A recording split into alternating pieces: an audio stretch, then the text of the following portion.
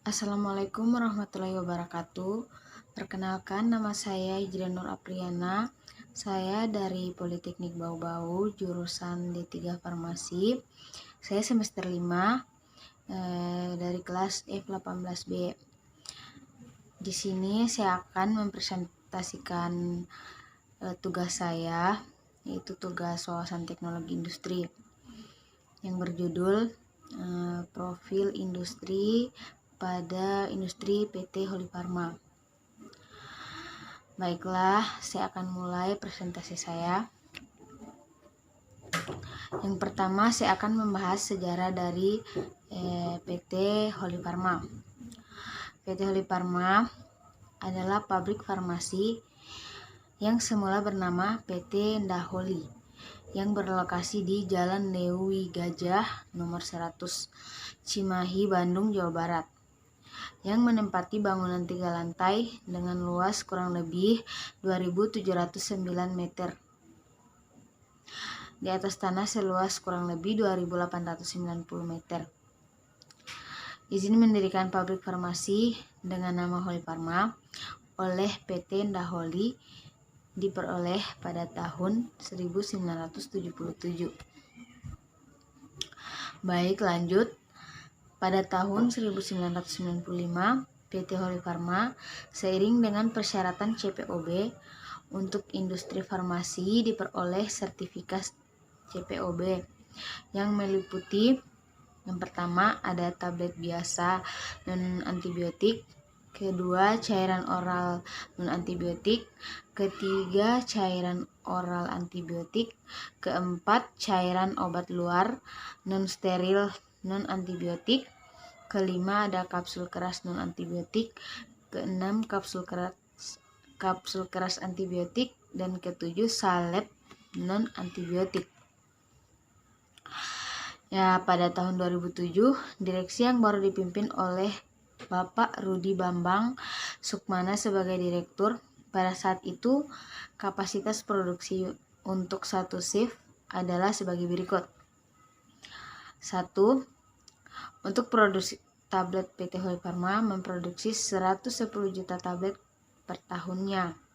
Yang kedua, untuk produksi kapsul PT Holy Pharma memproduksi 80 juta kapsul per tahun. Yang ketiga, untuk produksi sirup atau suspensi, PT Holy Pharma memproduksi 2.500.000 botol per tahun. Yang keempat, untuk produksi obat luar, PT Holy Pharma memproduksi 2.800.000 botol per tahun. Pada bulan Agustus 2007, kepemilikan PT Holy Pharma itu berpindah dan dipimpin oleh Bapak Bejo Stefanus sebagai Presiden Direktur yang sampai saat ini. Sesuai dengan rencana yang sudah diprogramkan, area produksi akan diperluas, termasuk juga beta-lactam sehingga menghasilkan produksi dengan kapasitas yang lebih besar. Distributor utama PT Holy Pharma pada saat itu yaitu PT Surya Sarana Manunggal dengan alamat Jalan Cempaka Putih Tengah 6A nomor 10 di Jakarta Pusat.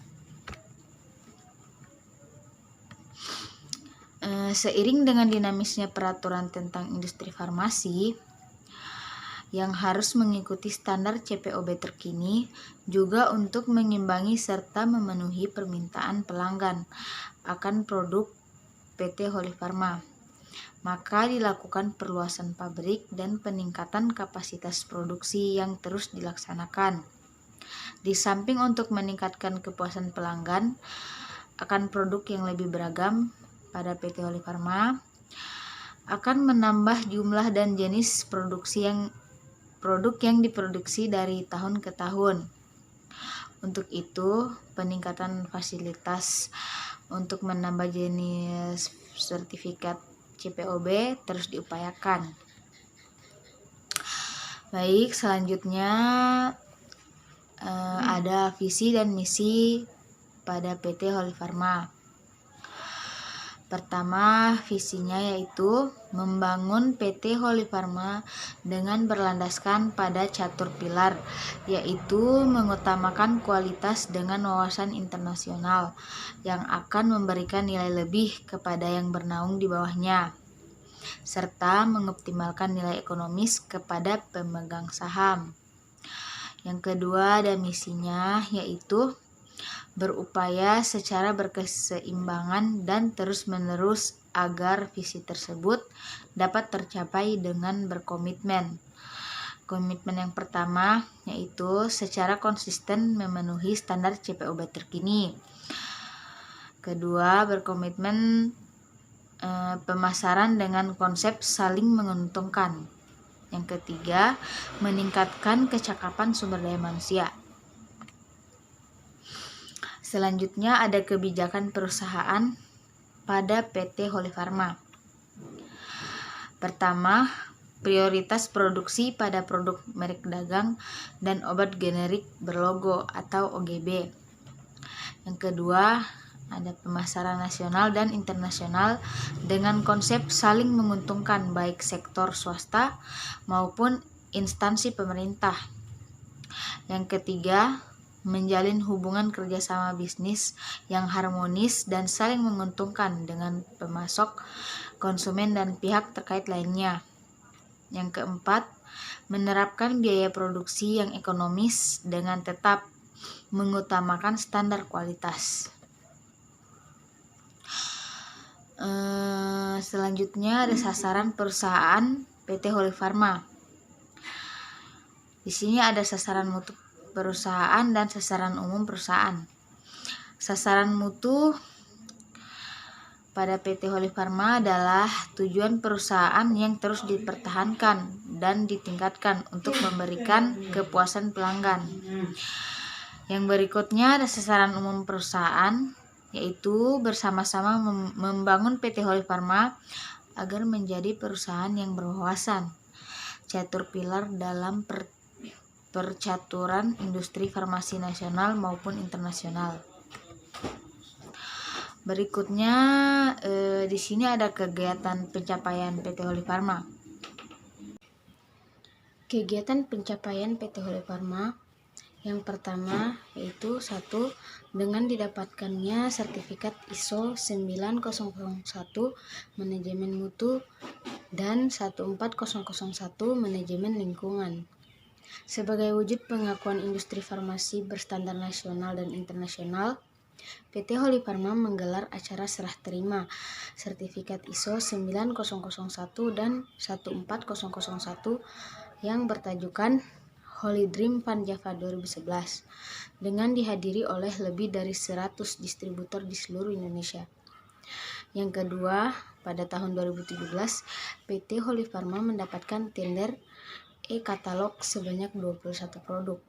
Dari jumlah item tersebut, 12 diantaranya adalah pemenang tunggal nasional. Jumlah item ini naik 31% dibandingkan tahun 2016 lalu, yang hanya mendapatkan 16 produk. Selanjutnya yang terakhir ada produk yang dihasilkan PT Holy Pharma.